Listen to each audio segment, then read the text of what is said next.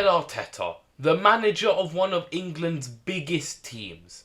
And like any big club, you expect the manager to be sensational, or at least half decent. But is this the case for Mikel Arteta?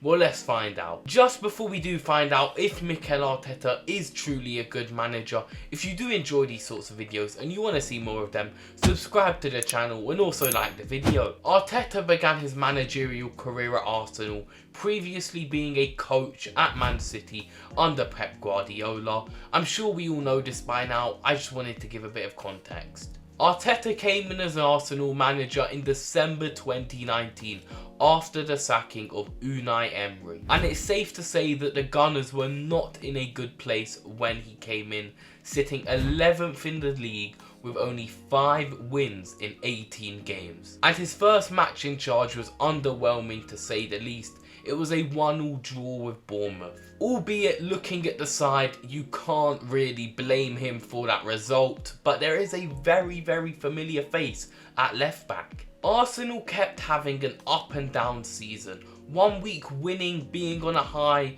and the next week getting battered. This led Arteta to guide Arsenal to an 8th place finish, which meant no European football for the following year. But Arteta was cooking something else up. A cup run. Arsenal had gone on to win the FA Cup in Arteta's first season. For a manager to come in mid-season in the hardest league in the world and still manage to win a trophy shows that Arteta is not completely useless. Now it's time to break down Arteta's first full season in management. In the summer he spent big, spending over 80 million euros. And that was on players like Gabriel for 26 million and Thomas Partey for 45 million. Yes, that's right, 45 million for Thomas Partey. I get Partey's a good player, but he was never 45 million euros worth. I still do not know what Arsenal and Arteta were cooking up that summer, and it clearly wasn't anything delicious,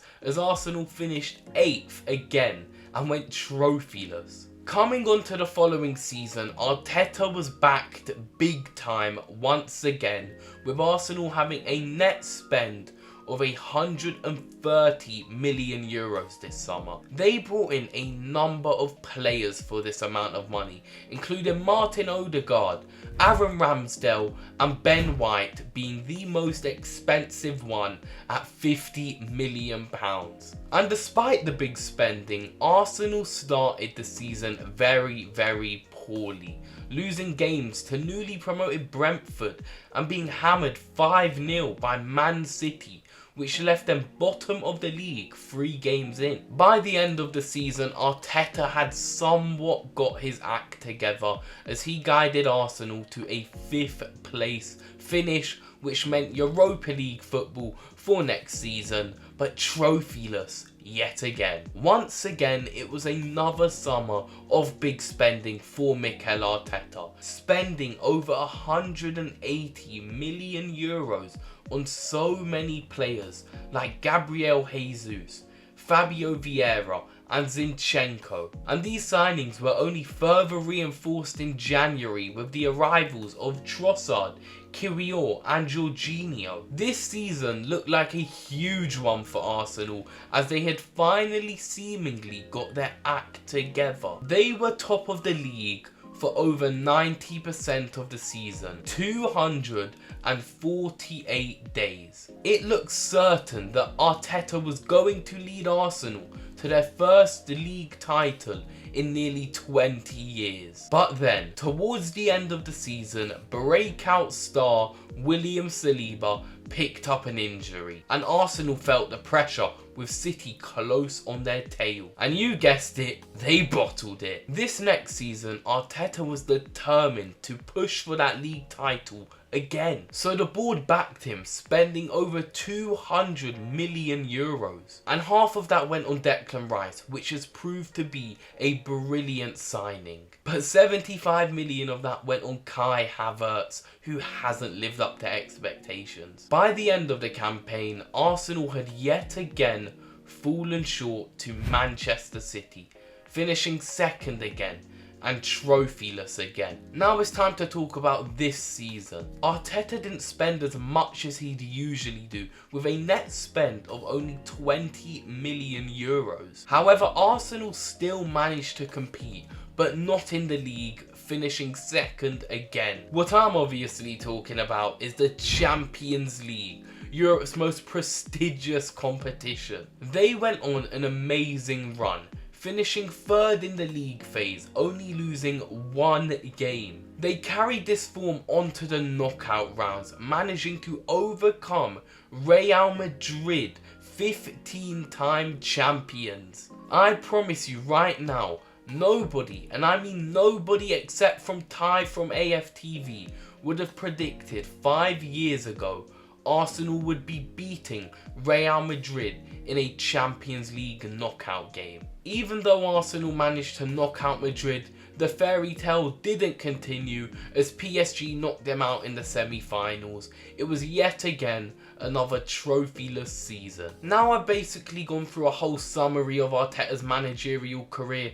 I think it's time to really break down if he is actually a top manager. Arteta's not a good manager under pressure, and I think that shows with one FA Cup in nearly 6 years as Arsenal boss, and alongside that bottling the league twice to Man City. And I think his inability to work under pressure also ties into his attitude problem. There's no denying that Arteta has an attitude problem about him. He gives it all the large when Arsenal are on top, winning game after game. But he can't accept that Arsenal are going to be outplayed sometimes. I mean, especially this season, this has been a huge problem. From blaming the brand of football due to his team being outplayed by Newcastle in the Carabao Cup semi, for blaming injuries for the reason why he hasn't won the title this season, to also claiming that Arsenal should have 2 league titles. He just makes excuse after excuse. It's plain and simple. Also, I think recruitment has to be a big factor into why Arteta could or could not be a top manager. Over his time at Arsenal, Arteta has been backed consistently by the board with a net spend of over 500 million euros. Despite that financial backing, Arteta hasn't been able to prove results with trophies. And I think a huge factor in that is that Arsenal don't have top tier recruitment. They spent nearly 100 million euros on Thomas Partey and Ben White. And it might just seem like I'm sitting here hating on Mikel Arteta and Arsenal, but no, that's not the case. Those are some valid reasons why some might not think Arteta's a top manager. While I personally don't think Mikel Arteta is a top tier manager, there's no hiding from the fact that he is a good manager and he deserves more respect. He has transformed this Arsenal side from being a laughing stock to being one of the best teams in the world.